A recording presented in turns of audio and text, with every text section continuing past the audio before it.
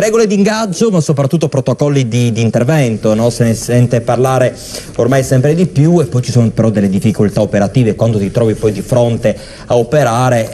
Insomma, qualche timore ce l'hai, perché rischi in caso di errore, ma minimissimo, di finire tu nel banco degli imputati. Raffaele Padrone, allora una manifestazione anche a Roma c'è stata nei giorni scorsi, sì, che cosa è emerso, ma soprattutto la preoccupazione e il timore che c'è negli operatori delle forze di polizia?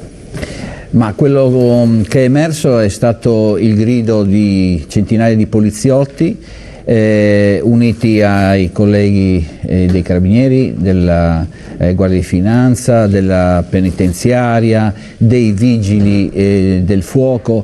Abbiamo detto basta alle aggressioni. Noi non siamo servi dello Stato, ma servitori. Lo Stato non ci è riconoscente in questo momento, questo governo, anzi è la prima volta che noi esponenti dell'FSP protestiamo contro questo governo in piazza.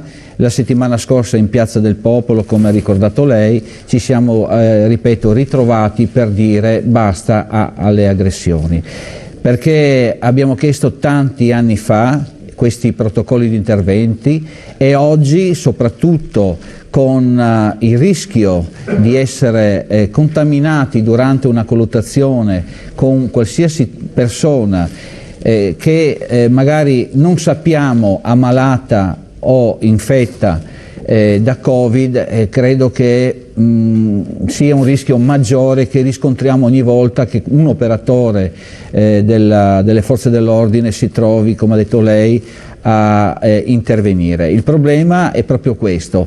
Qui a Pordenone siamo riusciti ad avere anche questo sostegno da parte dell'ASL regionale, avevo scritto, siamo con un paio di lettere e qualche email siamo riusciti a avere anche questo esame sierologico, però il problema è quando l'operatore si incontra con questi stranieri che arrivano da tutte le parti d'Italia, arrivano da tutte le parti dell'Europa, e non sappiamo se infetti o non infetti. D'altronde, come dicevo l'ultima volta, se vi ricordate,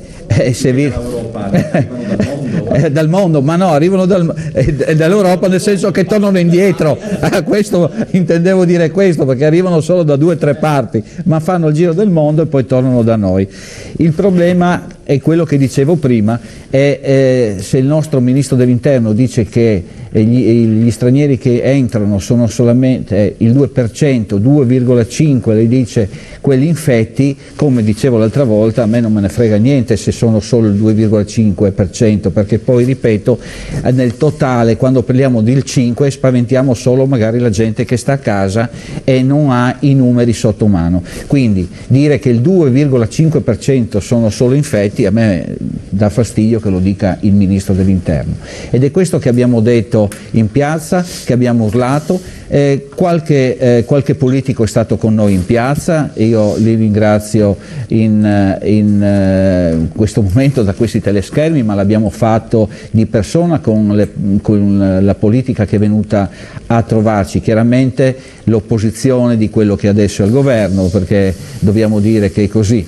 È ovvio che non ci fermeremo davanti a questo, perché a noi interessa continuare, cioè nel senso chiedere questi protocolli di intervento, sapere come poter intervenire, per il rischio di non essere poi denunciati e di tasca proprio pagare processi, perché poi così, o essere nel frattempo messi in disposizione, perché dobbiamo, chiaramente c'è un iter gerarchico, c'è un iter che ci vede poi a cui dover rispondere, soprattutto prima di magari arrivare in aula di tribunale. Certo. Ci troviamo a casa sospesi dal servizio in attesa di giudizio di un tribunale che poi, insomma, nessuno ci garantisce. Chiaro. Soprattutto la figura, l'immagine che tu perdi quando finisci sul giornale perché scrivono 2 poliziotti indagati perché hanno arrestato, e magari ci mettono vicino malmenato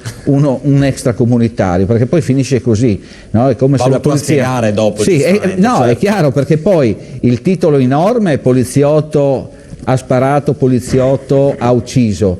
Poi se questo poliziotto dopo il processo, perché è sempre capitato così, dopo il processo viene assolto, leggiamo un trafiletto, sì e no. Piccolo, una breve, no? Si dice così lei che mi insegna, che è giornalista, una breve, in cui si scagiona e si dice che è tutto andato bene. Nel frattempo si sono pagati gli avvocati, nel frattempo il collega si è trovato a casa in attesa appunto di questo giudizio. Con la gogna mediatica ovviamente. Esatto, quindi ripeto, ci siamo trovati per la prima volta in tanti, veramente in tanti, ma soprattutto con tutte le forze del comparto sicurezza, perché noi dobbiamo garantire la sicurezza, siamo sentinelle della legalità e quindi era il posto migliore in Piazza del Popolo a Roma la settimana scorsa. Grazie Raffaele Padrone, vice segretario nazionale di FSP Polizia di Stato, ci vedremo nei prossimi appuntamenti. Senz'altro, grazie. Si fingono i restauratori per estorcere denaro ai sacerdoti, sono state applicate misure cautelari nei confronti di 8 persone. Il servizio e poi altri 2 ospiti.